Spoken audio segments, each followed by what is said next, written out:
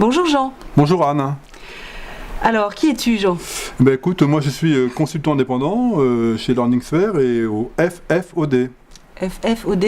Le Forum français des acteurs des formations digitales. D'accord. Et toi, Anne? Alors moi je m'appelle Anne Duquier, je suis consultante indépendante et je suis au FFOD et au collectif LearningSphere. Comme moi. Oui. Incroyable. Ouais, incroyable. Aujourd'hui, nous allons parler de l'assiduité, de la présence. Pourquoi est-ce qu'on a choisi ce sujet ? Parce qu'on vit des changements importants et qu'en tirant l'expérience des acteurs du FFOD sur la mise en place des premiers parcours qui intègrent de la présence et de la distance, on se rend bien compte qu'aujourd'hui, les feuilles d'émargement ne suffisent plus et qu'on est dans des situations nouvelles et qu'on devait trouver de nouvelles solutions. Alors, qu'est-ce qu'apporte cette notion d'assiduité par rapport à la présence ? Elle nous ouvre des champs extrêmement importants, puisque quand l'apprenant n'est ni dans le même temps, ni dans le même lieu que les équipes pédagogiques, on ne peut pas avoir la certitude de sa présence physique. Et donc il faut qu'on trouve d'autres moyens pour marquer son implication dans le déroulement de son parcours.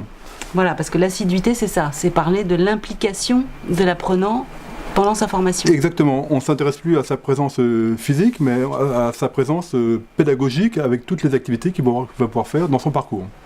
Alors d'où vient ce changement, tout d'un coup, cette idée de passer de la présence à l'assiduité? Alors il est venu en deux temps. Le premier temps, c'est ce que je viens de dire, c'est-à-dire l'expérimentation faite par les acteurs de la FOD autour du Forum français des acteurs des formations digitales. Le FFFOD. Exact. Et puis dans un second temps, c'est le législateur qui a pris le relais en pliant deux décrets de suite, deux décrets complémentaires, l'un en 2014 et l'autre en 2017. D'accord. Et donc, effectivement, donc cette feuille d'émargement, elle n'était pas pertinente pour la formation à distance.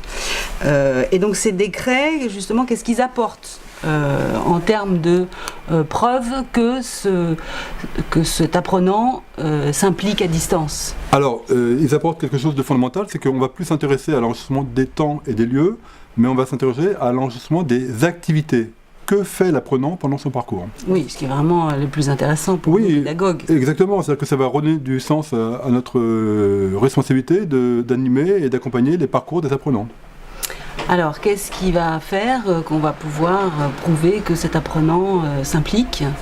Sous quelle forme ça va se faire? Alors, dans le décret, c'est précisé très clairement, il y a trois types d'activités sur lesquelles on va travailler pour enregistrer des preuves, et la somme de ces preuves sera à retourner vers le financeur pour lui apporter de la concrétisation de la réalisation du parcours. Alors, ces preuves, elles peuvent être sous quelle forme, quelle modalité? Alors, la première, c'est tout ce qui tourne autour des productions. Voilà. 2, autour des évaluations. D'accord. Et 3, autour des interactions. Alors, on reprend, production, qu'est-ce que ça peut être? De quoi on parle quand on parle de production des apprenants? On va partir de l'idée que pour apprendre, je vais produire seul ou produire à plusieurs. Alors, produire, c'est quoi? Produire un mémoire, produire, qu'est-ce que ça veut dire produire? Alors, le législateur n'a pas prévu, et c'est à nous de définir quel type de production en fonction du type de parcours et du type d'apprenant, mais on a une ouverture assez grande. Oui, tu parles de mémoire, mais ça peut être une carte heuristique, ça peut être un diaporama en ligne. Une vidéo, des photos, une note, etc. Donc c'est très ouvert, et donc ça donne plein de possibilités pour mettre l'apprenant en situation de production. D'accord. Donc après la production, on avait évaluation. Évaluation, voilà, on retombe sur notre métier traditionnel, du positionnement aux évaluations formatives, aux évaluations certifiantes. On peut ajouter les évaluations participatives. Je pense à un outil comme Kahoot qui rentre dans le champ, c'est-à-dire apporter la preuve aux financeurs que les évaluations nous ont permis de rythmer la progression des apprenants. D'accord.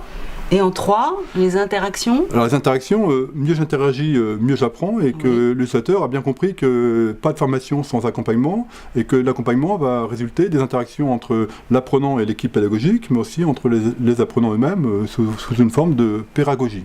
Donc ça peut être par exemple la participation à des communautés virtuelles, à des forums, tout ce qui est échange entre les apprenants. Exactement, échange synchrone, échange asynchrone, échange individuel ou échange collectif, et donc là ça nous ouvre plein de pistes, et donc effectivement on peut travailler avec des réseaux sociaux numériques, avec des forums, avec des messageries instantanées, etc. pour apporter la preuve aux financeurs de toutes ces interactions. D'accord, donc là ce qui va être important maintenant, c'est vraiment tout ce que fait l'apprenant, comme on a dit, c'est-à-dire que c'est plus il arrive à 9h, il part à 17h, et c'est le temps passé qui était jusqu'à présent. Oui, puisqu'il y a un autre élément important qu'on n'a pas eu le temps de préciser, Oui. c'est qu'on est dans le cadre d'un temps forfaitaire. Donc on n'a plus à prouver le temps au financeur, mais juste à prouver l'atteinte des objectifs et les activités que l'apprenant a réalisées pour atteindre les objectifs visés. D'accord, quelle que soit la modalité de la formation. Quelle que soit la modalité, et en présentiel et à distance, individuel ou collectif, en centre ou en situation de travail, individuel ou collectif, etc., toutes les modalités. D'accord. Écoute, maintenant on en est où alors de ce chantier qui s'ouvre devant nous? Le chantier est ouvert, c'est une véritable révolution, puisqu'on va pouvoir avoir plein de possibilités pour mettre en place des parcours innovants, des parcours FOAD, et avec un nouveau cadre réglementaire qui va sécuriser les financeurs, que ce soit les OPCA, Voilà. le Conseil régional, l'AGFIP, Pôle emploi, les entreprises, etc. Donc on va trouver avec ses partenaires quel type de preuves on va remonter pour apporter la preuve des activités des apprenants. D'accord, donc le chantier il est là, c'est qu'il va falloir que les financeurs reconnaissent ces nouvelles preuves Alors, à la place de la feuille d'émargement. Exactement, ils n'ont pas le choix parce que c'est le nouveau cadre réglementaire. Par contre, on va ajuster avec eux quel niveau de preuve on va apporter et se préparer en cas de contrôle derrière les preuves à apporter la réalité de ces preuves. Écoute, merci Jean. Merci Anne. À bientôt pour une prochaine. Autre causerie.